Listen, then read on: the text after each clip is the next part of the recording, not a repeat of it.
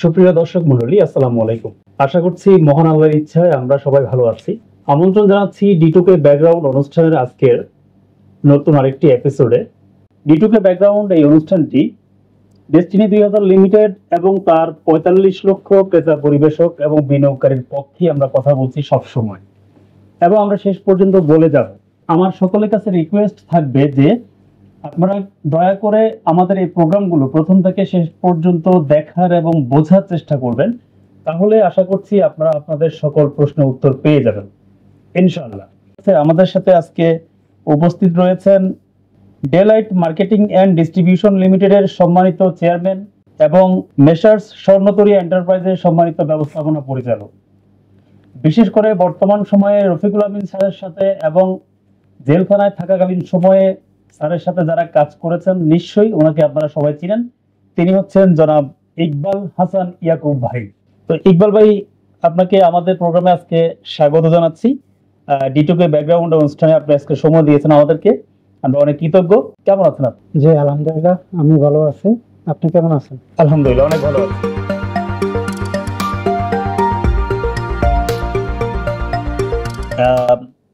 ইকবাল ভাই, আমার পরবর্তী প্রশ্ন হচ্ছে, রফিকুল আমিন স্যার জেলে বসে 170 বা 250টি মতো কোম্পানি চালু করেছেন। সেগুলোর মধ্যে দুটি কোম্পানির সাথে আপনি সরাসরি সম্পৃক্ত আছেন। একটিতে আপনি চেয়ারম্যান এবং আরেকটিতে এমডি হিসেবে আছেন। এই কোম্পানিগুলোর কার্যক্রম কি ছিল? আদত এতগুলো কোম্পানি তৈরি করার পিছনে মূল উদ্দেশ্য কি ছিল? যেহেতু আপনি এই বিষয়গুলোর সাথে সরাসরি জড়িত ছিলেন, সেই হিসেবে আমি জানতে চাচ্ছি আপনি বিষয়গুলো বেশি জানবেন। ধন্যবাদ, এবং কি দর্শকদেরকেও আমি আবারও ধন্যবাদ জানাচ্ছি। আপনি যে প্রশ্নটা করলেন, আসলে দীর্ঘদিনের ওনার সাথে পথ চলা এবং কি ওনার সাথে দেখা গেছে যে উঠা বসা, ওনার সাথে মিটিং, ওনার সাথে দেখা সাক্ষাৎ, এবং কি যে আপনি যে প্রশ্নটা করলেন, এটা আসলে এই মুহূর্তে এক বৈঠকে কথা বলে শেষ দেওয়া যাবে না। এই কথাগুলোর, এই গল্পগুলো শেষ দিতে হলে এমনও হয়তো দেখা গেছে যে আপনার 2-4 দিন লেগে যাবে, এই কথা শেষ হবে না। তো যাই হোক, আমি সংক্ষিপ্ত আকারে বলতেছি।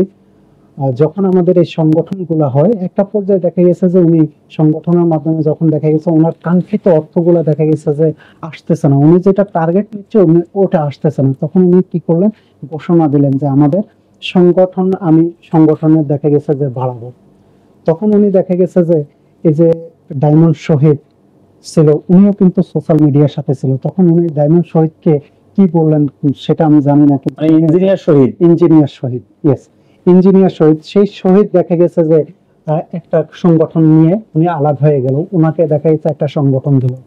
এরপরে দেখা গেছে যে স্যার ঘোষণা করলো আমার 5টা সংগঠন হবে। এই 5টা সংগঠনের মধ্যে তখন উনি দেখা গেছে যে মানে এখানে ব্যাপারটা হচ্ছে কেউ আলাদা হচ্ছে না, স্যার নিজেই এগুলাকে একটা একটা করে তৈরি করছে, ভেঙে ভেঙে ভেঙে ভেঙে তৈরি করার আসলে মূল কারণটা হচ্ছে যে এটা দেখা গেছে যে একটা কথার গরমিল হতেই পারে। আর স্যারের কাছে যখন ওই কথাটা যেত, একটা ইনফরমেশন ছিল এরকম, আপনাদের কোনো জায়গায় কোনো ধরনের প্রবলেম হবে, কোনো কিছু হবে, সরাসরি আপনারা একজন আরেকজনের সাথে আপনারা লেগে যাবেন না, আপনারা আমাকে জানাবেন, আমি এটা সাহায্য করবো, এটার আমি বিচার করবো। স্যার এই মেসেজটা দিতেন। তো ধরুন আপনার সাথে আমার সাথে দেখা গেছে যে কোনো একটা কথা নিয়ে, কোনো একটা বিষয় নিয়ে দেখা গেছে যে একটু দূরত্ব তৈরি হয়েছে, তখন আমরা কিন্তু স্যারের কাছে যেতাম এবং কি স্যারের কাছে উপস্থাপন করতাম। উপস্থাপন করার পরে দেখা গেছে যে উনি তখন আর আমাদেরকে সরাসরি আর বসাইতেন না। আমাকে হয়তো দেখা গেছে যে এক্সট্রাভাবে উনি সময় দিতেন, আপনাকে এক্সট্রাভাবে উনি সময় দেবেন, এবং কি সময় দেওয়ার পরে দেখা গেছে যে উনি আমাকে একরকম কথা বলতেন, আবার আপনাকে আরেক রকম কথা বলতেন। মূলত কার্যক্রম হচ্ছে যে আমার আর আপনার মধ্যে দুইটা ডিভাইডেড করে ফেলা, এবং কি দুইটা ডিভাইডেড করে ফেলে আপনার মধ্যে একটা প্রতিযোগিতা তৈরি করা আর আমার মধ্যে একটা প্রতিযোগিতা তৈরি করা, যে আমি কত ভালো করতে পারি ও শেয়ার সেল করার মধ্যে, আর আপনি কত ভালো করতে পারেন ও শেয়ার সেলের মধ্যে, এবং কি টিম অর্গানাইজেশনের মধ্যে। এই প্রতিযোগিতাটা উনি কিন্তু সবার মধ্যে টাকা কালেকশনের প্রতিযোগিতা। জি, এটা মূলত হচ্ছে যে টাকা কালেকশন। এই জন্য উনি দেখা গেছে যে 5টা সংগঠন করলেন, এবং এই 5টা সংগঠনের মধ্যে দেখা গেছে যে 3টা সংগঠন দেখা গেছে যে অ্যাক্টিভ ছিল। সবচেয়ে ফার্স্ট ছিল সোশ্যাল মিডিয়া, এরপর হচ্ছে যে গো ডায়মন্ড, এরপর হচ্ছিল অক্কোপোরা। কিন্তু উনি এরপরে দেখা গেছে যে ডিডিএফ একটা সংগঠন করলেন, তাও এরকম ভেঙে। এরপরে উনি দেখা গেছে যে এই 4টা সংগঠন হলো। এরপরে দেখা গেছে সোশ্যাল মিডিয়ার মধ্যে দেখা গেছে নাজিমউদ্দিন জুয়েল একজন ছিলেন, উনি প্রধান ছিলেন। এরপর ওনার সাথে ছিলেন দেখা গেছে যে মোশাররফ সাহেব, আপনি অবশ্যই চিনবেন পেনির মোশাররফ সাহেব। এই দুজনের মধ্যে দেখা গেছে একটা বিরোধ তৈরি করে দিলেন। বিরোধ তৈরি করে দিলে এই সোশ্যাল মিডিয়াটাকে আবার দুইটা ভাগে ভাগ করে ফেললেন। দুইটা ভাগ করে একটার নাম দিলেন গ্রিন, সোশ্যাল মিডিয়া গ্রিন, আরেকটার নাম দিলেন সোশ্যাল মিডিয়া ব্লু। এই দুইটা ভাগে আবার কিন্তু কার্যক্রম চলা লাগলো। এবং কি সবাই দেখা গেছে যে পুরো বাংলাদেশে এই যেখানে দেখা গেছে সোশ্যাল মিডিয়ার কমিটি আছে, সেখানে আবার গো ডায়মন্ডের কমিটি আছে, সেখানে আবার দেখা গেছে যে সোশ্যাল মিডিয়ার ব্লুর লোক আছে। মানে একজন আরেকজনের সাথে এবার দেখা গেছে যে দ্বন্দ্বে জড়াই গেল। এবার দেখা গেছে কে কত ভালো করতে পারে তাদের ভিতরে প্রতিযোগিতা শুরু করে। ভালো করতে পারে বলতে, ভালো করতে পারে বলতে ওই যে কে কত দেখা গেছে যে মানুষকে কনভিন্স করে কোশেয়ারের টাকাটা উঠে নিয়ে আসতে পারে। মূলত এটা ছিল দেখা গেছে যে কোশেয়ার কালেকশন তথা টাকা কালেকশনের একটা পায়তা প্রতিযোগিতা। এই হলো আসলে মূল কাজ। তা আপনি মূলত যে প্রশ্নটা আমাকে করলেন সেটা হচ্ছে যে 150টা 70টা কোম্পানি।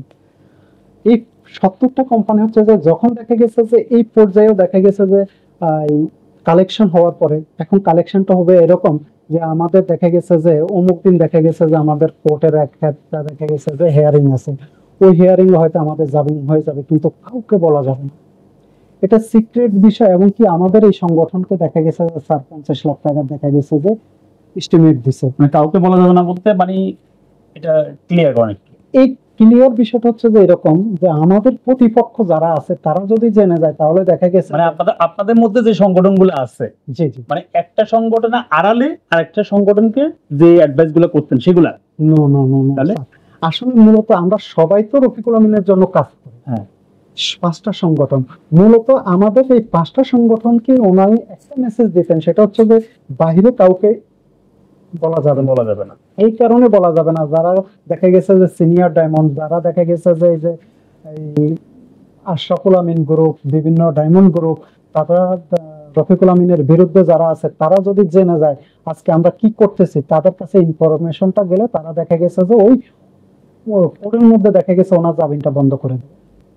তো ওনারা দেখা গেছে যে ধরেন এরকম একবার দুইবার না, দেখা গেছে যে বহুবার এই ঘটনাটা ঘটেছে। দেখা গেছে যে আমাদের এই সপ্তাহে জামিন হয়ে যাবে, এই আমাদের একটা ডেট আছে, নিশ্চুপে দেখা গেছে যে এক একটা সংগঠনকে হয়তো 1 কোটি 1.5 কোটি টাকার টার্গেট দিয়ে দিত। 5টা সংগঠন থেকে এরকম টার্গেট দিয়ে দেখা গেছে প্রত্যেকটা থানায় যেখানে যেখানে কমিটি আছে এই কমিটির কাছে তারা মেসেজটা পৌঁছে দিত।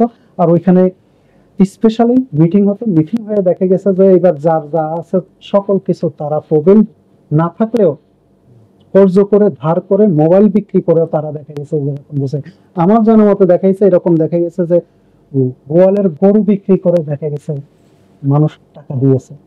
কারণ ওই যে একটাই রফিকুল আমিন স্যারের কাছে যখন ওনারা যায় কথা বলার পরে যে এরকম একজন বড় মাপের ব্যক্তি আমাকে বলছে, ওনার কথা মিথ্যা কখনো হতে পারে না। তাই উনি ওনার সর্বোচ্চ বেরিয়ে দেওয়ার চেষ্টা করেন। এটা হচ্ছে তো এখানে প্রশ্নটা হচ্ছে যখন দেখা গেছে যে এই কার্যক্রমগুলো 1বার 2বার 3বার 5বার 10বার করতে করতে দেখা গেছে যে আসলে হচ্ছে না, কত আর টাকা দেবে, একটা পর্যায়ে দেখা গেছে আস্তে একটু স্থবির হয়ে যায়। তখন উনি দেখা গেছে যে আস্তে উনি তখন D2K অ্যাসোসিয়েট গঠন করার জন্য উনি তখন একটা কোম্পানি করবেন ডেস্টিনি। দেখা গেছে যে উনি ডায়মন্ডরা চায় না, এমনকি বড় বড় যারা লিডার আছে তারা চায় না, আমাদের যারা দেখা গেছে যে ডিরেক্টর আছে তারা চায় না। তো এটাকে আসলে একটা পর্যায়ে নিয়ে আসাটা দেখা গেছে যে সো টাফ হয়ে যাবে। তুমি একটা কোম্পানি তৈরি করবেন, সেটা হচ্ছে যে D2K অ্যাসোসিয়েট। তো উনি ওই পরিকল্পনা নিয়ে আগালেন এবং কি আমাদেরকে বললেন আমরা আপনাদেরকে ব্যবসা দিচ্ছি, আপনারা ব্যবসা পাবেন এবং কি এই ব্যবসায় ইনশাল্লাহ আপনারা দেখা গেছে যা হারাইছেন সবকিছু দেখা গেছে যে 6 মাসের মধ্যে পেয়ে যাবেন। D2K অ্যাসোসিয়েট যে কোম্পানিটা করা হয়েছে এটার সাথে কি রফিকুল আমিন স্যার কি সম্পৃক্ত ছিলেন? আসলে উনি কিন্তু দেখা গেছে যে সরাসরি সম্পৃক্ত ছিলেন, কিন্তু উনি কাগজে কলমে দেখা গেছে যে উনি সম্পৃক্ততা দেখাতেন না। আমি একটা ডকুমেন্টে দেখেছি ওনাকে প্রধান উপদেষ্টা হিসেবে ওখানে দেখানো হয়েছে। উনি শুধু প্রধান উপদেষ্টা না, উনি হচ্ছে যে নির্বাহী উপদেষ্টা। উনি ছিলেন নির্বাহী উপদেষ্টা হিসেবে উনি কাজ করতেন এবং কি ওনার যা বলতেন তাই হতো। উনি অন্যদেরকে দেখা গেছে যে দায়িত্ব দিয়ে রেখেছেন এবং কি উনি ওটা যে এমডিও দেখা গেছে যে উনি নিজেই, কিন্তু দেখা গেছে যে ওনার অ্যাবসেন্সে উনি আরেকজনকে পাওয়ার দিয়ে রেখেছেন।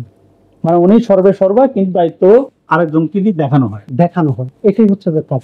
তো এখানে বিষয়টা এরকম, যখন দেখা গেছে যে কোষেয়ার আর উঠতেছে না, তখন দেখা গেছে যে কোম্পানির অবস্থান দিয়ে আবার কিছু টাকা উত্তোলন করলো, করার পরে দেখা গেছে এবার উনি বললেন যে আমি এটা আন্ডারে দেখা গেছে এটা হবে মাদার কোম্পানি, এটার আন্ডারে দেখা গেছে আমি অনেকগুলো কোম্পানি করবো, আপনারা এই কোম্পানিগুলোর মধ্যে প্রোডাক্ট দেবেন। যেমন কি রাউতি হার্বাল যেরকম প্রোডাক্ট দিত ডেস্টিনি 2000 লিমিটেডকে, এরকম করে আপনারা প্রোডাক্ট দিবেন, আপনারা দেখা গেছে যে এখান থেকে উপকৃত হবেন। তখন উনি দেখা গেছে যে ঘোষণা দেন আপনাদের মধ্যে কারা কারা দেখা গেছে যে এই যে সাইদুর গোফরান, তারপর হচ্ছে যে স্বপ্নের মতো ডাইরেক্টর হতে চান, কারা শেয়ার হোল্ডার হতে চান, যে দেখা গেছে যে 1 বছরের ডিভিডেন্স 1 লাখ টাকায় কত টাকা পেয়েছে আপনারা তো ভালো করেই জানেন।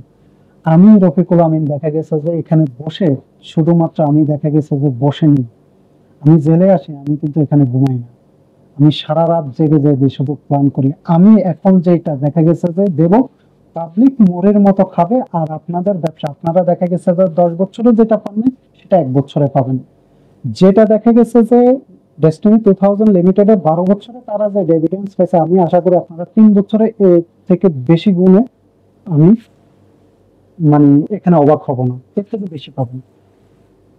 যে জায়গায় গেছে 1 লাখ টাকা তারা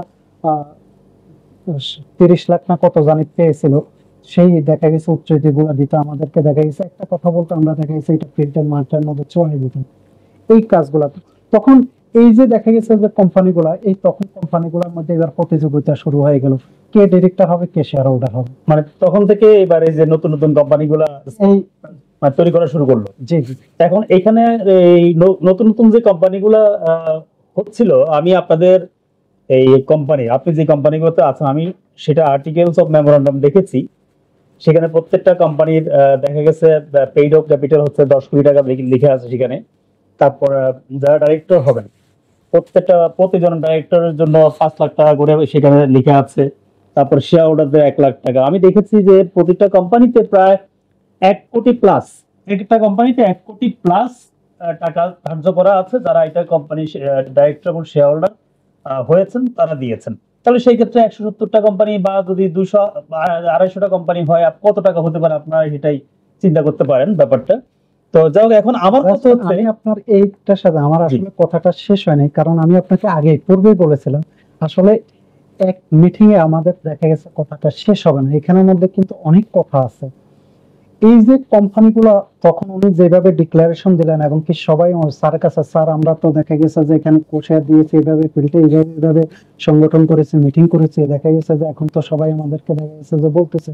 এর মধ্যে আরেকটা বাণিজ্য হয়ে গেল, সেটা হচ্ছে যে দৈনিক ডেস্টিনি।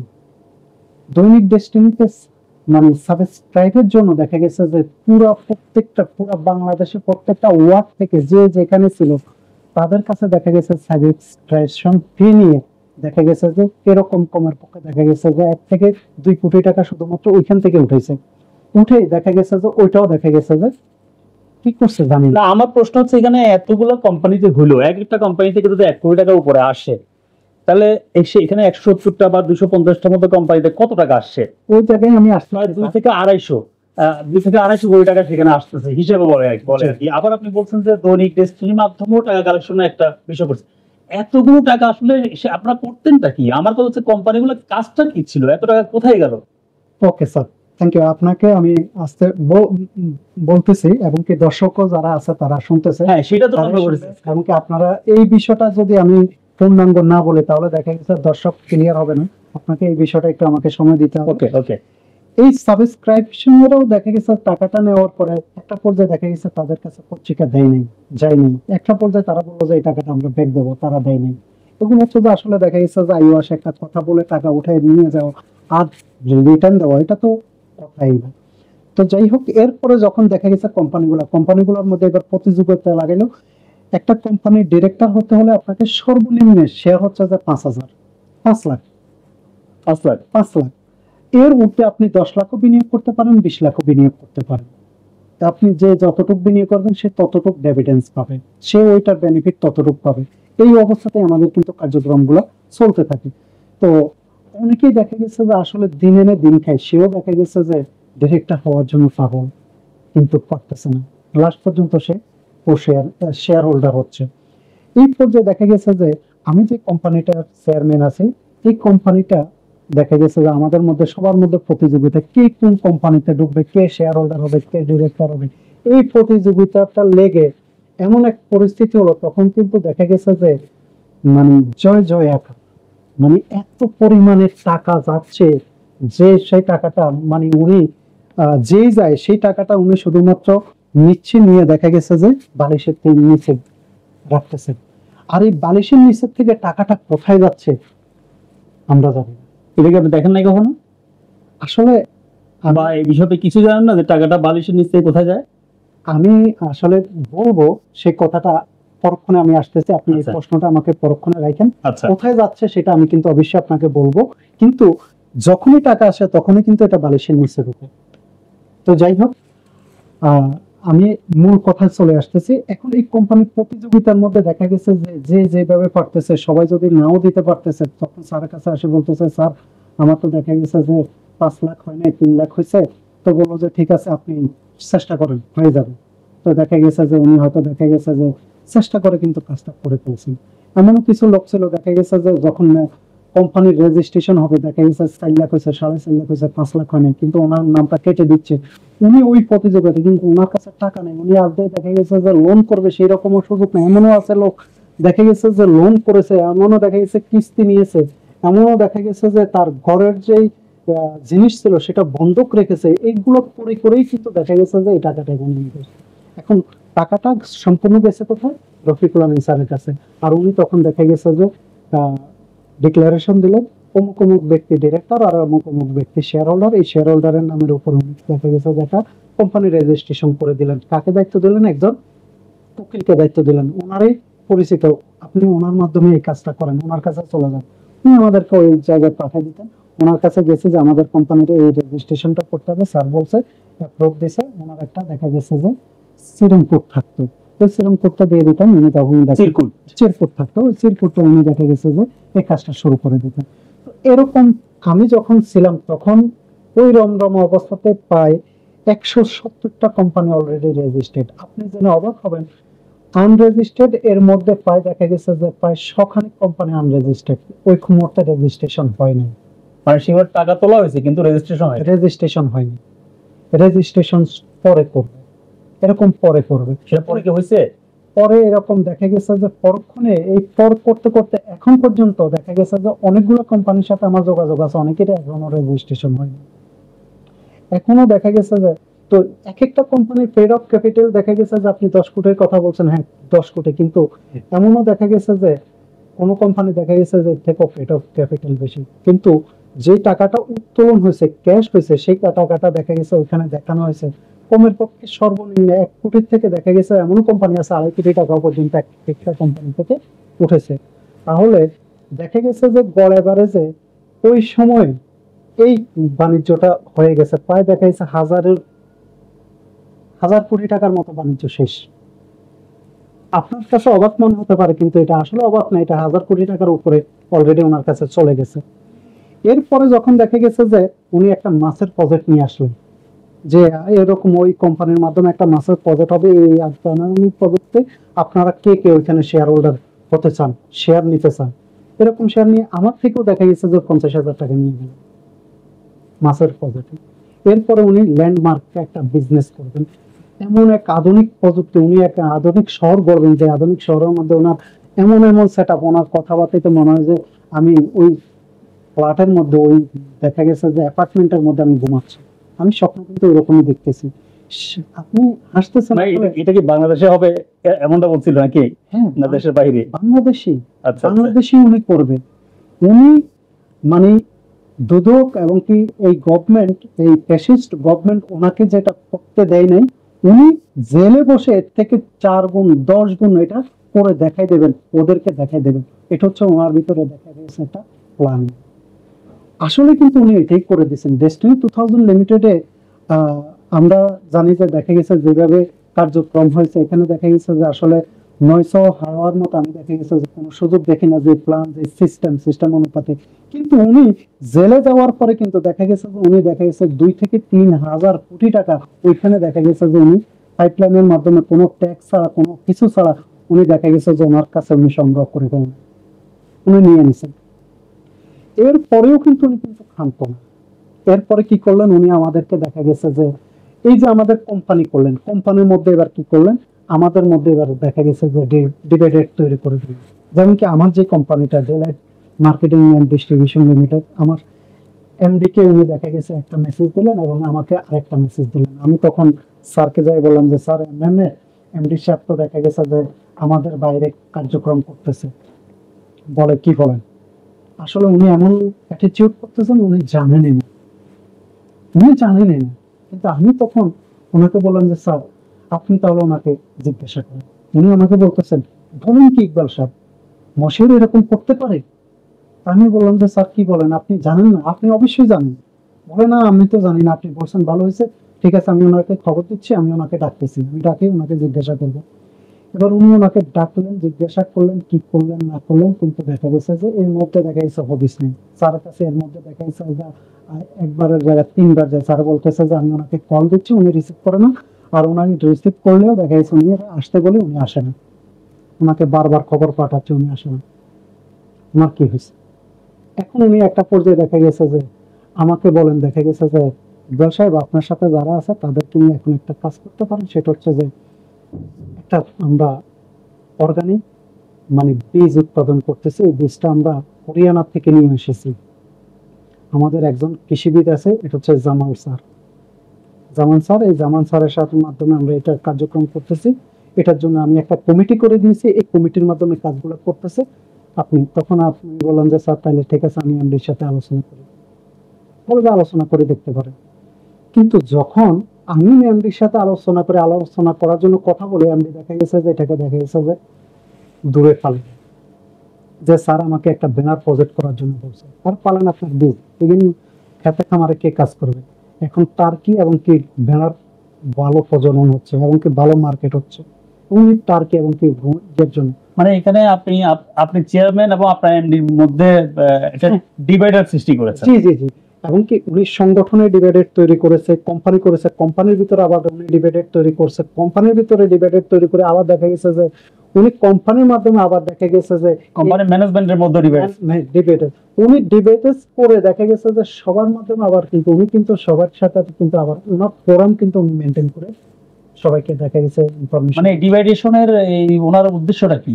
মূল উদ্দেশ্য আমি যেটা দেখতেছি সেটা হচ্ছে যে আসলে দেখা গেছে যে আবারও এই ওনার মধ্যে আর আমার মধ্যে আবার প্রতিযোগিতা তৈরি করে দেওয়া। ওই যে মূলত হচ্ছে যে টাকা কালেকশন করে ওনার কাছে কে ভালো হইতে পারে। জি, ওনার কাছে আমরা কে ভালো হতে পারি, ওনার কাছে কে ওনার নখদর্পণে থাকতে পারি, উনি তখন দেখা গেছে যে আমাকে ওইভাবে সাপোর্ট দেবেন, উনি আমাকে দেখা গেছে ভালো দেখবেন, এবং উনি যখন আমাকে দেখা গেছে যে ভালো দেখবেন এবং আমাকে ভালো সাপোর্ট দেবেন, আমি ভালো একটা অবস্থানে যাব। কারণ আমার তো এখন কুল কিনারা সবকিছুই হচ্ছে যে আর অন্য কিছুই নেই। তো এখানে মজার বিষয়টা হচ্ছে যে এই যে আমার মধ্যে ডিভাইডেড তৈরি করে ফেলেন এবং কি তৈরি করে উনি এবার আমাকে বললেন যে দেখেন মশিউরকে তো আমি বলছি, যাই হোক ওনাকে অনেকভাবে খবর দিছে, আসে না, আপনি এভাবে এই কাজটা করেন। এখন উনি যা বলেন ওইটাই তো আমাদের দেখা গেছে আদেশ, এটাই আমাদেরকে করতে হবে। আমি তখন দেখা গেছে যে আমার সাথে যারা আছে তাদের মধ্যে দিয়ে তাদেরকে নিয়ে কার্যক্রম শুরু করি, তাদেরকে বলি যে এমনি মসজিদে এই কার্যক্রম গুলো করতেছে এবং কি স্যারের ডাকেও সাড়া দিচ্ছে না। আপনার একটা দেখা গেছে যে স্যার বলছে যে আপনারা মশিউরকে ডাকতেছেন, কথা বলতেছেন, এই বিষয়গুলো জানাইছি, সে অবগত হচ্ছে, হওয়ার পরে দিয়ে কাজগুলো করতেছেন না স্যারের কাছে একটা লিখিত দেওয়ার জন্য। তখন ওনারা সিগনেচার করে একটা লিখিত দেন, স্যার তো পেয়ে গেলেন ওনার কাঙ্ক্ষিত ফলাফল, যে এবার আমার আর কোনো বাধা রইল না। কারণ উনি কাটা দিয়ে কাটা তোলেন, উনি সরাসরি দেখা গেছে যে কাজটা করেন না, উনি কৌশলে দেখা গেছে যে কাজগুলা করাই এই কাজগুলো উনি করাই নিলেন। তাহলে আমার মধ্যে এবং কি আমার এমডির মধ্যে দূরত্ব তৈরি করে দিলেন এবং আমার কোম্পানির মধ্যে দুটা ফাঁক তৈরি করে দিলেন। এবং একটা পর্যায়ে তারা কি করলো, একটা ইলেকট্রিকের শোরুম দিল, তারা ইলেকট্রিকের শোরুমের কার্যক্রম করতেছে, আর আমি আমার যারা আছে তাদেরকে নিয়ে দেখা গেছে যে একটা ধানের প্রজেক্ট, বীজের প্রজেক্ট তৈরি করলাম। তো এই মানে একটা কোম্পানিতে আমরা দুই ধারায় চলে গেছি। এবং একটা পর্যায়ে যখন আমার আবার ওই দুই ধারা ওই যে স্বর্ণতরী আসছে, এই স্বর্ণতরীর আবার আমি দেখা গেছে ব্যবস্থাপনা পরিচালক, এবং এই স্বর্ণতরীর মাধ্যমে আমরা বীজের প্রজেক্ট তৈরি করি। এবং উনি আমাদের কাছে দেখা গেছে যে এভাবে বলেন যে 1 কেজি বীজ 5,000 টাকা আমরা বিক্রি করবো, এবং এটা অর্গানিক বীজ, এবং কি এই চাউলের মূল্য দেখা গেছে যে হাজার হাজার মানে টন হবে পুরো বাংলাদেশে। আমি ইউরোপ আমেরিকাতে মধ্যপ্রাচ্যে আমি তাকে গেছে এই চাউলগুলো সেল দেব, অর্গানিক চাউল, এবং কি এটার কেজি হবে 300 থেকে 350 টাকা। এবং উনি যেটাই বলতেন, এবং উনি আমাকে ইন্ডিয়ার এবং কি পাকিস্তানের যে বাসমতি চাউলগুলো আছে, চাউলগুলোর কিছু প্যাকেট সংগ্রহ করার জন্য বলতেন। উনি বলতেন যে দেখেন ওনারা রেট দিছে কত, বাংলাদেশে এই চাউল কি খায় না, চলে না, তাহলে এরা কি এখানে ফেলে রাখছে? এক শ্রেণীর লোক আছে তারা এটা ছাড়া ব্যবহারই করতে পারে না। তাহলে পুরা বাংলাদেশে, পুরা ওয়ার্ল্ডের মধ্যে এরকম এক শ্রেণীর লোক আছে যাদের কাছে আমাদের এই চাউলগুলো চলে যাবে। এবং আমার সাথে বড় বড় কিছু কোম্পানির সাথে কন্ট্রাক্ট আছে, শুধু তাদেরকে যদি আমি মেসেজ দিই, আমার ইমেল যায়, সাথে সাথে তারা দেখে গেছে যে কত হাজার টন দেবে। তারা দেখে গেছে যে 2000-5000 টন দিয়ে তাদের দেখা গেছে হবে না, তারা একটা শিপমেন্ট পূরণ করতে হচ্ছে 2-4 লাখ টন লাগবে। এইরকম হচ্ছে যে আমাদের মেসেজ গুলো। তখন আমরা চিন্তা করলাম আসলে আমরা তো দেখা গেছে যে অল্প সময় যা কিছু হারাইছি, ডেস্টিনিতে হারাইছি, বিদেশ জীবন থেকে যা করছি তাও হারাইছি, এবং কি এই সময়টার মধ্যে যা হারাইছি, কোশিয়ার টিয়ার দিয়ে পাবলিককে যা কিছু বলছি সবকিছু হারাইছি। এখন তো স্যার যে প্রজেক্ট আমাদেরকে এখন বাস্তবিক প্রজেক্টে নিয়ে গেছে, এই বাস্তবিক প্রজেক্টটা মনে হয় যে ভালো কিছু হবে। আমি এই প্রজেক্টটা আবার আসতেছি আপনার কাছে, আমি দর্শকের উদ্দেশ্যে একটু বলতে চাচ্ছি। প্রিয় দর্শক, আমরা এতদিন পর্যন্ত আমাদের ডিটুকে ব্যাকগ্রাউন্ডে যে গেস্ট যারা আসছেন তারা কিন্তু এক ধাঁচের কথা বলেছেন, তাদের খুবই কষ্টের কথাগুলো বলেছেন, দূর থেকে দেখে শুনে বলেছেন। কিন্তু আজকে যিনি আমাদের গেস্ট আছেন, আমাদের ইকবাল হাসান ইয়াকুব ভাই, তিনি কিন্তু যাদের কথা এতদিন আপনারা শুনেছেন তাদের মধ্যেই কিন্তু একজন। আমি আগেই বলেছি দুটি কোম্পানি, অর্থাৎ 170টি বা 250টির মতো যে কোম্পানি রফিকুল আমিন স্যার জেলে বসে করেছেন, যেটা বারবার আমরা শুনি, সোশ্যাল মিডিয়াতে শুনছি, সবার মুখে শুনছি, অনেকে এটাকে সত্য বলি, অনেকে মিথ্যা বলি। তো সেই বিষয়টা কিন্তু আজকে আপনি সরাসরি প্রমাণ পাওয়ার জন্য কিন্তু একটা বড় একটা সুযোগ পাচ্ছেন ইকবাল ভাইয়ের কাছে। কারণ সেই কোম্পানিগুলো থেকে দুইটা কোম্পানি, উনি একটা কোম্পানির চেয়ারম্যান আর একটা কোম্পানির এমডি। তাহলে আমরা ওনার কাছ থেকে কিন্তু সরাসরি সেই রিয়েল কথাগুলো আমরা শুনতেছি। আমার বিশ্বাস এখান থেকে আপনি সেই বিষয়গুলো বুঝতে খুব সহজ হবে। হ্যাঁ ইকবাল ভাই, আপনি যেটা বলছিলেন। জি ধন্যবাদ। তো আমি আসলে যেই জায়গায় যে ফোকাস আপনি করতেছি সেই জায়গায় আপনি জানলে আপনি আরো অবাক হয়ে যাবেন, এবং কি প্রিয় দর্শক আপনারাও অবাক হয়ে যাবেন। এই যে এতগুলো ডিবেট করে উনি দেখা গেছে আমাদের কাছে 1 কেজি বীজ বিক্রি করলেন 2000 টাকা, এবং কি এই টাকাটা দেখা গেছে ওনার থেকে অ্যাপ্রুভাল নিতে হবে, নেওয়ার পরে দেখা গেছে আরেকটা কোম্পানিতে ওই ওনার সিরম কোড দিতে হবে, দেওয়ার পরে দিয়ে তারা আমাদেরকে বীজ দেবে, টাকা পাওয়ার পরে দিয়ে।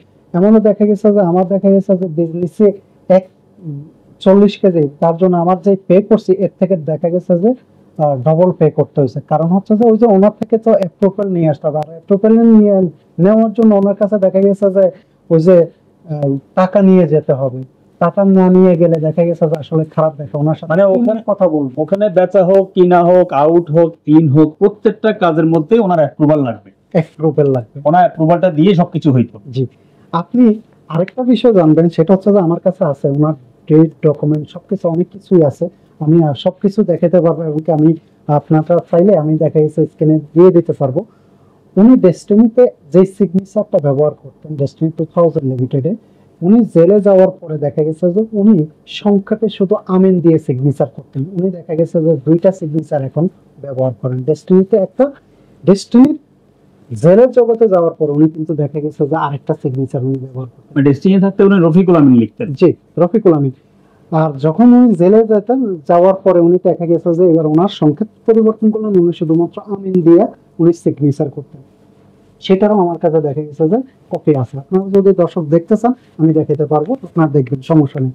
তো আমি যে জায়গাতে আসতে চাচ্ছি, এই যে আমার সাথে যে দেখা গেছে যে বাণিজ্যটা হলো, আমরা দেখা গেছে যে নাটোরে আমরা একটা প্রজেক্ট করলাম, শুধু বীজের প্রজেক্ট। তখন আমাদের দেখা গেছে যে এই প্রজেক্টটার জন্য আরেকজন কৃষিবিদকে নিয়োগ দেওয়া হলো। ওনার নাম হচ্ছে যে ডক্টর ওবায়দুল ইসলাম স্যার। উনি ঢাকা কৃষি বিশ্ববিদ্যালয়ের অধ্যাপক ছিলেন, এবং উনি অত্যন্ত ভালো মানের একজন মানুষ ছিলেন, অত্যন্ত ভালো মাপের একজন ব্যক্তি ছিলেন। ওনার সাথে আমার অনেকবার কথা হয়েছে, প্রোগ্রাম হয়েছে, এবং কি ওনার সাথে দেখা গেছে যে আমাদের এই রিলেটেড দেখা গেছে যে একটা কোম্পানি ছিল যার মাধ্যমে উনি বীজটা দেখা গেছে যে মার্কেটিং করেছেন, সেটা হচ্ছে যে এভারেস্ট মার্কেটিং এন্ড ডিস্ট্রিবিউশন। ওই কোম্পানির এমডি ছিলেন ইউসুফ আলী, এবং ওই কোম্পানির চেয়ারম্যান ছিলেন জসিমউদ্দিন। ওই জসিমউদ্দিন এবং কি ইউসুফ, ওনারা দুইজনেই কুমিল্লার মানুষ। তো ওই জসিমউদ্দিন কিন্তু দেখা গেছে যে ওই ওবায়দুল স্যারের সাথে, কৃষিবিদ ওবায়দুল স্যারের সাথেই ছিলেন। উনি আমার প্রজেক্ট পরিদর্শন করেছেন, এবং কি উনি প্রজেক্ট পরিদর্শন করে একবার না প্রায় 2 বা 3 বার উনি আমার প্রজেক্ট পরিদর্শন করেছেন, এবং কি ওনার কাছে বারবার দেখা গেছে যে এই, মানে কখন কোন স্টেজে কি অবস্থা এটা ওনার কাছে জানাইতে হতো, কারণ উনি আবার এই বীজগুলো উনি কিনে নেবেন কেজি 1,000 টাকা ধরে, এই বীজটা কেজি 1,000 টাকা ধরে। তখন আমি দেখা গেছে যে মার্কেটে আমার সাথে যারা ছিল তাদেরকে বললাম যে স্যার তো এইভাবে এইভাবে বললেন, এবং কি মশিউর সাহেব সম্পর্কে এইভাবে এইভাবে বললেন। তখন ওনাদেরকে বলার পরে বললো যে মশিউরের কাছে আমরা এই কথাগুলো বলছি, মশিউর তো এই কথাগুলো আমাদেরও দেখা গেছে উত্তর দিচ্ছে না, এবং কি উনি ওনার মানে অ্যাভয়েড করে চলতেছেন, তাইলে নিশ্চয়ই ঠিক। কিন্তু আসলে পরক্ষণে আমি যেটা অনুধাবন করতে পারি সেটা হচ্ছে যে মশিউরকে উনি দেখা গেছে যে এক ধরনের কথা বলতেন আমার এমডি কে, এবং কি আমাকে দেখা গেছে যে ভিন্ন ধরনের কথা বলতেন। একটা পর্যায়ে স্যার আমাকে বললেন যে আপনার সাথে যারা আছে তাদেরকে আপনি আমার কাছে নিয়ে আসেন। আমি এক সময় দেখা গেছে যে ওনাদের একটা টিম করে স্যারের কাছে নিয়ে যায়, এবং কি তাদেরকে ওনারা অনেক প্রশ্ন করলেন মশিউর সম্পর্কে। স্যার কিন্তু দেখা গেছে যে মশিউরের অনেক প্রশ্নেরই উত্তর স্যার দিয়ে দিলেন, এমন ভাবে দিলেন কৌশলে দেখা গেছে যে মশিউরকে আলাদা করে দেওয়ার একটা সিস্টেম করে দিলেন, করে ওনারা আমাদেরকে বলেন, এবং ওনারাও রাজি হলো। ওনারা তখন দেখা গেছে যে কেউ 20,000, কেউ 50,000, কেউ 1 লাখ এরকম করে ইনভেস্ট করে প্রায় 17.5 লাখ টাকা আমরা ইনভেস্ট করে এই বীজের প্রজেক্ট করি, যেখানের মধ্যে এক বিন্দু সার প্রয়োগ করা হয়নি, সম্পূর্ণ অর্গানিক ভাবে জৈব সারের মাধ্যমে বীজটা উৎপাদন।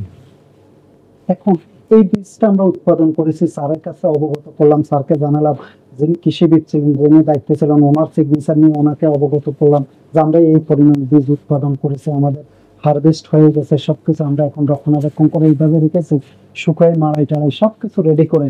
কিন্তু এই মুহূর্তে আমাদের বীজটা তো আর রেখে দেওয়া যাবে না, এবার আপনি বীজটা সংগ্রহ করেন।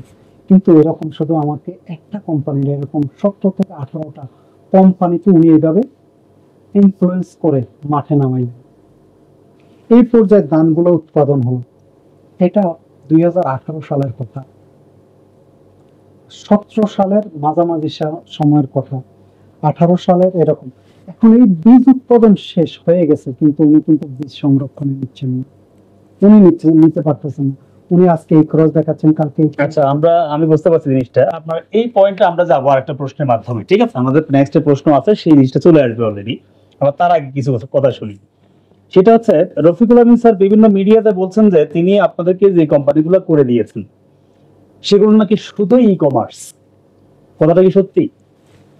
আসলে এটা দেখা গেছে যে কথার কথা, আমি বললাম মুখে বললাম একটা, কিন্তু আপনি যদি দেখা গেছে যে এটার মেমোরেন্ডাম দেখেন, এটার কার্যক্রম দেখেন, উনি সুকৌশলে যে কার্যক্রমগুলো ওইখানের মধ্যে আমরা কি কি করতে পারবো ওইটার যদি মেমোরেন্ডামটা দেখেন, ওইখানে স্পষ্ট আকারে লেখা আছে যে আমরা নেটওয়ার্ক মার্কেটিং করতে পারবো।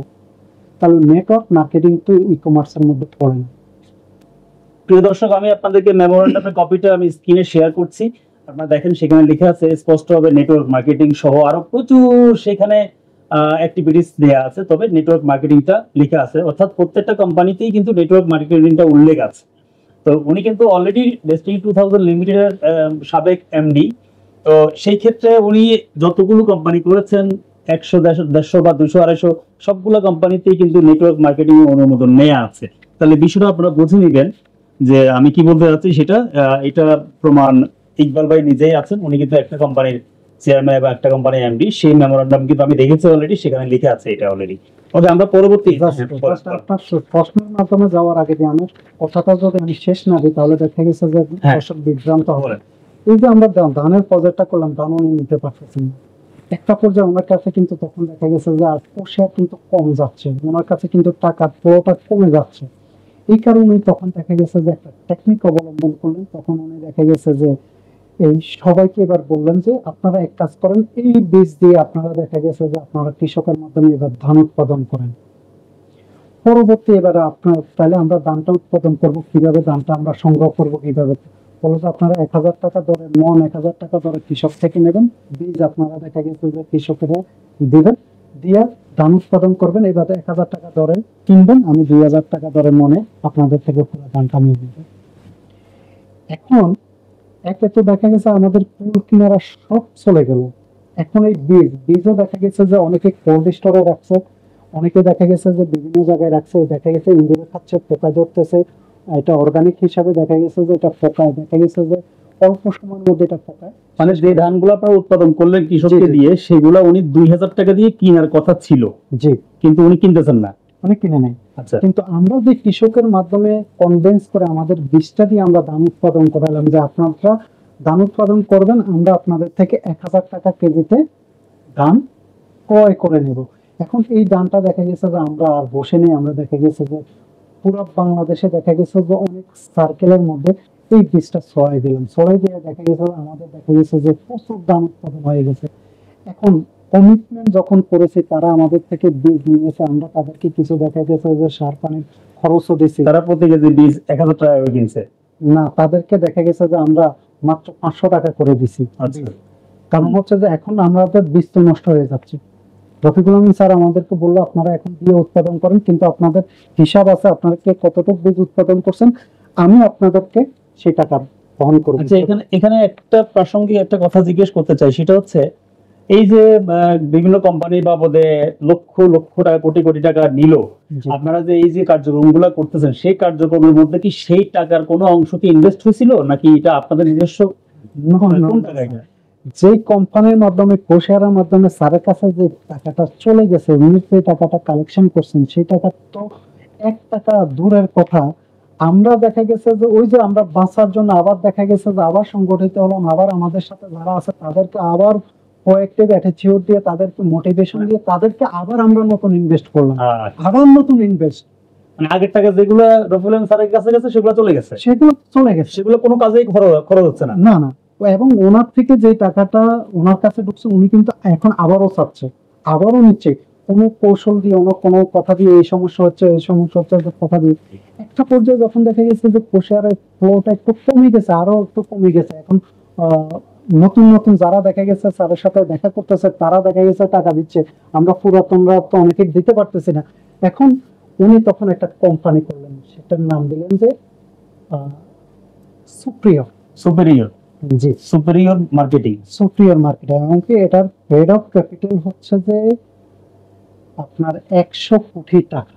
হেড অফ ক্যাপিটাল জি, 100 কোটি টাকা। এবং এই 100 কোটি টাকা উনি যেভাবে দেখা গেছে যে এটাকে ব্যবহার করেছেন, উনি তখন বললেন যে এই সকল কোম্পানির মাদার কোম্পানি হচ্ছে যে এটা, এমনকি এটার আমি সরাসরি তত্ত্বাবধানে আছি, কিন্তু কেউ নাম প্রকাশ করবেন না, এটা কেন আমাদের এই জায়গাটা আমি হাইল্ডে রাখবো। এবং আমার কাছে দেখা গেছে যে এটা কিভাবে কোষেয়ার উনি 100 টাকাতে বছরে 1800 টাকা দেবেন, সেটার ডকুমেন্ট সহকারে। এবার এটা পুরো বাংলাদেশের মধ্যে উনি ছড়াই দিলেন, এমন ভাবে উনি টাকা কালেকশন করলেন, তখন ওনার কাছে দেখা গেছে যে এই নগদ, বিকাশ, এইভাবে দেখা গেছে যে এজেন্টেরও ওনার কাছে সিম ছিল। উনি দেখা গেছে যে যে যেভাবে পারছে এইভাবে ওনার কাছে কিন্তু টাকা পাঠাইছে। আর পুরো বাংলাদেশের যে 5টা সংগঠন ছিল, সংগঠনের মাধ্যমে উনি কি করতেন, এজেন্ট নিয়োগ করছিলেন কোষেয়ার উঠানোর জন্য। আপনি জানলে অবাক হবেন, শুধুমাত্র সোশ্যাল মিডিয়া গ্রিনের মধ্যে প্রায় দেখা গেছে যে 3 থেকে 3500 এজেন্ট আছে। আবার এই এজেন্টের মাধ্যমে সাব এজেন্ট আছে, একজন এজেন্টের মাধ্যমে দেখা গেছে যে আবার 30 থেকে 50 জন সাব এজেন্ট আছে, টাকা কালেকশন করে দেওয়া। এই পাইপলাইনটার মাধ্যমে ওনার কাছে টাকাটা কালেকশন হতো, টাকাটা ওনার কাছে যেত। আর মজার বিষয় হচ্ছে যে এখন দেখবেন ঢাকা শহরের মধ্যে কিছু ওনার সাথে লোক আছেন, এখানে 2 শ্রেণীর লোক আছেন, যারা দেখা গেছে যে মোফাসল এরিয়া থেকে আসছে, দেখা গেছে যে ওনারা ডেস্টিনিতে সবকিছু ফুল কিনারা সবকিছু হারিয়ে ফেলছে, উনি এখানের মধ্যে ইনভেস্ট করে দেখা গেছে আর পথ নাই কোনো দিকে যাওয়ার, যে এটাই হচ্ছে যে ওনার লাস্ট পথ এক হয়, এইখানেই কিছু করতে হবে, নইলে আর তাকে দেখা গেছে যে কিছু করার মতো সুযোগ নেই। ওই ব্যক্তিটা দেখা গেছে যে জেনে হোক না জেনে হোক, কিন্তু দেখা গেছে যে চুপ মেরে আছে, এখানে বসে আছে, এখানে ধরে আছে, কারণ আমার এখানে জীবন যৌবন সবকিছু শেষ, আমাকে এখান থেকেই উঠতে হবে, আমি এটা বিরোধ করে কিছু লাভ হবে না। এটা কিন্তু মূল দেখা গেছে যে লোক আছে। আরেক শ্রেণীর লোক আছে এখানের মধ্যে, যেমন কি যে ইঞ্জিনিয়ার শহীদ, তারপরে সিনিয়র পিএইচডি কিছু আছে, তারা দেখা গেছে যে এই যে দেখা গেছে সংগঠনের মাধ্যমে যাদের এজেন্ট আছে, এই এজেন্টে যেমন কি আমি শহীদের কথা বলি, উনি এখনো গাড়ি মেনটেন করেন, এবং কোনো দেখা গেছে ফ্যামিলি নিয়ে ঢাকা থাকেন, ঢাকায় গাড়ি মেনটেন করে নর্মালি চলতে গেলে এখন কিন্তু 2 লক্ষ টাকার উপরে খরচ হয়। উনি এই টাকাটা থেকে পাচ্ছেন, উনি কেন এখানের মধ্যে লেগে আছেন? মূলত হচ্ছে যে এই যে কোশেয়ারের টাকাটা আসতেছে, এটার মধ্যে দেখা গেছে একটা কমিশন, তাদের একটা বাণিজ্য, তাদের একটা কমিশন বাণিজ্য। এখন স্যার এদেরকে দিয়ে দেখা গেছে যে এই কমিশন দিয়ে তাদেরকে ধরে রাখছেন, ধরে রেখে দেখা গেছে যে উনি পুরো বাংলাদেশ থেকে দেখা গেছে এই কমিশনটা কি একদম রুট লেভেলে সবাই পাইতো নাকি একটা শ্রেণী পর্যন্ত পাইতো? নো নো, এখানে একটা শ্রেণী পর্যন্ত পাইতো, যারা দেখা গেছে যে সংগঠনের দায়িত্বে ছিল, যারা বুঝতো, যারা দেখা গেছে স্যারের কাছে যাইয়া বলতে পারতো স্যার আমার আর কোনো ওয়ে নেই, আমাকে একটা এজেন্ট দেন, এজেন্টের মাধ্যমে আমি কিছু কাজ করতে চাই, তাদের এজেন্ট দিয়ে স্যার সার্ভের মতো করে মোটিভেশন দিয়ে এটা অন্য বাইরে। ও আচ্ছা, তাহলে এখানে নিষেধ ছিল, এখানে ব্যাপারটা ছিল যারা এজেন্ট মানে কো এজেন্ট হইতো না কো এজেন্ট কো দিত না, শুধু এজেন্ট গিরি, শুধু এজেন্টকে দিত। এমনকি এমনও দেখা গেছে যে এই এজেন্টের মাধ্যমে দেখা গেছে যে তারা যখন একটা প্রোগ্রাম করতে যায়, এমনকি দেখা গেছে যে একটা ট্যুরে যেত, একটা প্রোগ্রাম ওই জায়গার মধ্যে দেখা গেছে যে 2টা-3টা থানার মধ্যে তারা প্রোগ্রাম করতে, আলিশান হোটেলের মধ্যে থাকতো, তাদের খাওয়া চলাফেরা স্ট্যান্ডার্ড ড্রেস আপ, যে ডেস্টিনির ট্যুর পরিস্থিতিতে তারা যেভাবে চলতো। তখন একদিন আমি দেখা গেছে যে দেখলাম, আমাকে অনেকেই বলছে যে উনি তো দেখা গেছে যে সবাইকে কোশিয়ারের কমিশন দিচ্ছে, আপনি কি নিচ্ছেন? তখন আমি বললাম যে দেখেন আমার কোশিয়ারের প্রয়োজন নেই, আমি স্যারকে সহযোগিতা করতেছি, আমি এই সহযোগিতার মধ্যেই আছি, আমি কখনো কারোর 1 টাকা কখনো দেখা গেছে যে কমিশন নেই। কিন্তু একটা পর্যায়ে দেখছি যে আমাদের সোশ্যাল মিডিয়া গ্রিনের গো ডায়মন্ডের যে মিটিং গুলো হতো, ওনার দাফে মিটিং হতো, ওনার কাছে যখন লোকগুলা যেত, উনি তখন দেখা গেছে যে স্যারের কাছে যাইয়া দেখা গেছে যে আস্তে সিরিয়ালে দাঁড়ায় থাকতেন, আর অনেকগুলো বাউসার নিয়ে এই বাবদ এত খরচ, হোটেল খরচ বাবদ এত, গাড়ি ভাড়া বাবদ এত, খানা খরচ এত, আমার দেখা গেছে যে কস্টিং এত, রিক্সা ভাড়া এত, সব মিলে উনি দেখা গেছে যে নিয়ে আসতেন 1 কোটি টাকা, 10 লাখ টাকা, 10 লাখ টাকার মধ্যে উনি 3 লাখ টাকা 4 লাখ টাকা দেখা গেছে ওনার কাছে বাউসার অ্যাপ্রুভ করে সিগনেচারটা নিয়ে আসতেন, এটাই ওনার বই, এটাই কমিশন। প্রিয় দর্শক, আসলে মানে আমি কি বলবো, আপনারা আমাকে বিভিন্ন প্রোগ্রাম থেকে গালি দেন, কোনো সমস্যা নেই, কিন্তু রফিকুল আমিন এবং মোহাম্মদ হোসেন স্যার বের হওয়ার আগ মুহূর্ত পর্যন্ত বা বের হওয়ার পর, যেদিন বের হয়েছেন তার পরের দিন পর্যন্ত আমি ওনাদেরকে নিয়ে সম্পূর্ণ পজিটিভ কি বলে লাইভ গুলো করেছি সোশ্যাল মিডিয়াতে। কিন্তু এখন অনেকেই প্রশ্ন করেন আমি কেন ওনার বিপক্ষে কথা বলি। আসলে আমি কি বিপক্ষে কথা বলছি নাকি রিয়েল কথাগুলো তুলে ধরার চেষ্টা করছি, এটাই কিন্তু আপনারা অনেকে বুঝতে চাচ্ছেন না। তো আমি খুব চেষ্টা করছি যে ভিতরের যে কথাগুলো আছে, যেগুলো কি বলে মিথ্যা বলার কোনো সুযোগ নাই, যে কথাগুলো আপনাকে বিশ্বাস করতে হবে, সেই কথাগুলো বের করার আমি চেষ্টা করছি। কারণ আমার উপর দায়িত্ব আছে, দায়িত্ব বোধ আছে, কারণ আমি ডেস্টিনির সকল ডিস্ট্রিবিউটর যারা আছে তাদেরকে আমি ট্রেনিং করাতাম, তাদেরকে আমি বিজনেস সেমিনার দেখাইতাম, তাদেরকে আমি হোপ দেখাইতাম। আমার কথা শুনে অনেকে এখানে স্বপ্ন দেখেছিল, অনেকে বিনিয়োগ করেছিল, তাদের জীবনের সোনালী দিনগুলো এখানে বিসর্জন দিয়েছিল। সেই দায়িত্ববোধ থেকে আমাকে কথা বলতে হবে বিধায় আমি কথাগুলো বলছি। কিন্তু আপনারা আমার কথাগুলো বোঝার চেষ্টা করছেন না। এখনো যারা লেগে আছেন তারা কেন বের হতে পারছেন না, আমার বিশ্বাস আজকে ইকবাল ভাইয়ের মুখ থেকে কথাগুলো শোনার পর এখনো যারা রফিকুল আমিন স্যারের সাথে লেগে থেকে ওই কাজগুলা করে যাচ্ছেন, তাদের শেষ পরিণতি কি হবে সেই দিকে কিন্তু আমরা যাচ্ছি অলরেডি। আপনারা কিন্তু এখনো কিছুই শোনেন নাই, কিছুই জানেন নাই, আমরা সেদিকে যাচ্ছি আস্তে আস্তে। আপনারা শুনতে থাকুন, অবাক হয়ে যাবেন শেষ পর্যন্ত কথাগুলো শুনলে। প্লিজ ইকবাল ভাই, আমি আপনাকে এখন আরেকটা প্রশ্ন করি, তারপরে আপনার আরো যে কথাগুলো আছে সেগুলো আস্তে আস্তে আমরা শুনবো, আসবে সেই কথা প্রসঙ্গে চলে আসবে। আপনি আমাকে বলেছিলেন যে সোশ্যাল মিডিয়া গ্রিন নোয়াখালী বিভাগীয় প্রধান জনাব আনিস মামুন আপনাকে বলেছেন যে 170টি কোম্পানির মতো ভবিষ্যতে আরো 2000 কোম্পানি খোলা হবে এবং ইতিমধ্যে 500 কোম্পানি খোলা হয়েছে অলরেডি। এই সম্পর্কে আসলে আপনি কি বলবেন? মানে এই বিষয়টা একটু আমরা ব্যাখ্যা দিচ্ছি। এটা আমি আপনার কাছে শুনেছিলাম যে 170টা কোম্পানি খুলেছে, সেরকম আরো 2000 কোম্পানি খোলা হবে বর্তমানে এবং ভবিষ্যতে।